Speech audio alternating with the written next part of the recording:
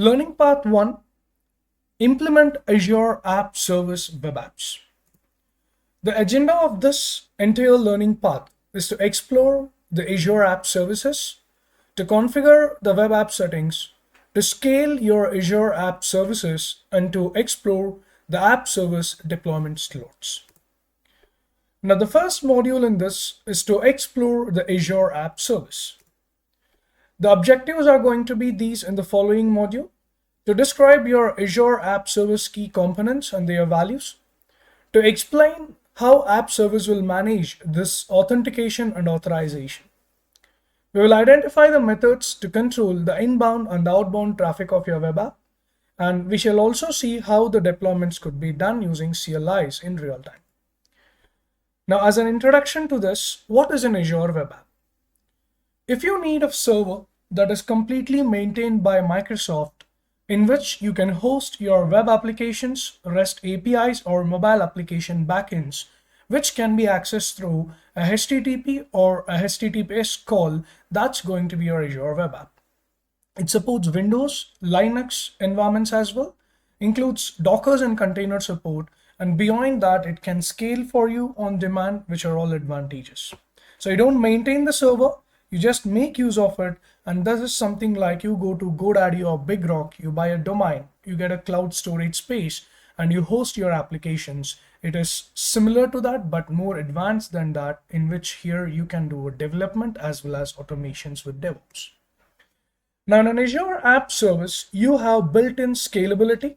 So you can use auto scaling features so that if suppose the average CPU consumption is more than 90% for 1 hour or 1 minute, you can add more instances of server. When it is less than what you expect, the utilization is less than whatever the expectation you had, something like the average CPU consumption is less than 30% for 5 minutes, you can auto scale down your instances, which is called scale in, which means you ensure that you're not basically having unwanted additional servers which will incur cost.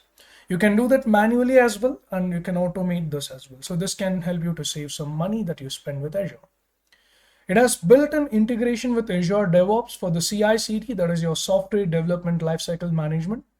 GitHub integration is there. Bitbucket is supported. File transfer protocol can be used for deployment. Local Git servers are supported as a choice in here. There are deployment slots, so-called as staging slots, using which you can push your code into testing or production or staging or QA. With zero downtime, you can upgrade your production, and that's an advantage with these slots. There are various settings you can configure in these slots, which also ensure that your day-to-day automation and upgrades for the application can be easily done. The next features includes the app service plan. So the billing unit for an Azure App Service is your App Service plan, which defines the CPU core and the RAM which you get, that is your compute. You can run multiple app services in a single plan, sometimes depending on the pricing tier, up to 10, up to 100, or unlimited number of web applications can be hosted in an app service plan. So these are all dependent on the pricing tiers that we select. And based on the features we get, we go for higher or lower pricing tiers that satisfies our requirement. So anytime you can change between one plan to another plan, which means it is not that you're bounded to one particular pricing tier. On demand, you can change between the tiers. Then you have the usage tiers, that is the pricing tier of an app service plan. In this, you have a shared compute tier. So that's a shared server that will be given to you and multiple customers. So usually in a shared thing, we will use it for dev and testing. And that's where, as I said, you can host up to hundreds websites in a single shared pricing plan. But you have other things like basic, standard, premium, or isolated. In these, unlimited number of websites can be hosted. And there is also a free pricing tier, which is completely free, and you can host up to 10 websites in it. Now, in a basic scenario, again, it's for development and testing, which is focused on making your app ready for the production, which means you get a lot of features that will be available in production. Now, a standard one is specialized for production environment. Similarly, premium, it's specialized for production that needs high-level performance and computation capacity that can also give you high-level scalability. Something like up to 30 instances you can scale. Then there is your isolated pricing tier, which is a app service plan that comes on top of a virtual network, and that means you get a lot of features of networking and security. Similarly, in this, up to 100 instances you can easily scale in an isolated pricing tier. Now, how does your app run? That's very simple. It's like on a computer or Windows or Linux, you configure Nginx, or in a Windows, you configure your IIS web server. It's same as that. So every time when your apps, like multiple apps running on an app service plan, they will share the CPU core and the RAM available from that specific computer. And that means if you scale to multiple instances, the CPU core and the RAM is going to be shared between multiple apps that run inside. So going forward, you can ensure that you can scale out if there is a demand for the whole instance, you can scale out, not for individual app, which you must remember. So the different pricing tiers that you choose will define that strategy. Now, deployment of an application. So I have an app service plan, makes sense. Now, how do I host an application in it? Into an app service plan, you can host an application using Azure DevOps, Bitbucket, or GitHub in an automated way. In a manual practice, it is using Git or command line interface, zip deploy, or FTP tools you can use like FileZilla, and manually you can host your application into an Azure App Service. Then you have deployment slots, and that's where you can push your code into dev or testing or a staging or a QA environment as you prefer. And anytime between the production to staging environments, you can do swapping, and that's another way of deploying your code into the app services. How about the authentication and authorization of an app service?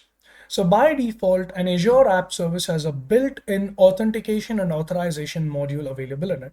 So no need to write code, or low amount of code has to be done by you. And that's where Microsoft will give you libraries which you can make use of. So the default identity providers that Azure App Service supports, which is built in, that includes Microsoft's identity platform, which is the Microsoft Entra.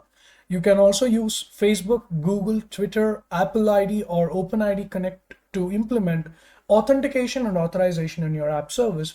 And that means, suppose if I'm using Facebook, in the developer.facebook.com, I create an app, and that app credentials I'll pass on with my code in here with the libraries of Microsoft authentication. On doing so, you can implement an application with very limited code, but can have a lot of concepts related to sign up and sign in facilities.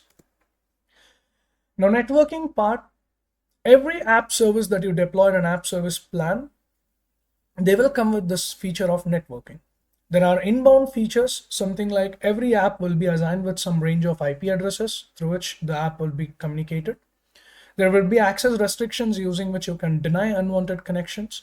You can also use service connections to make sure that your app will talk to the Azure services in a secure virtual network of Azure. You want to implement private endpoint, which is also called private link. You can do that, which will give a private IP address for your app. Through that, you can do an outbound connection from your app to a database or other services of cloud. Even on-premises connections using VPNs you can do. Hybrid connections using Relay, which is a feature of Azure, can be done. Now, what is the single tenant networking?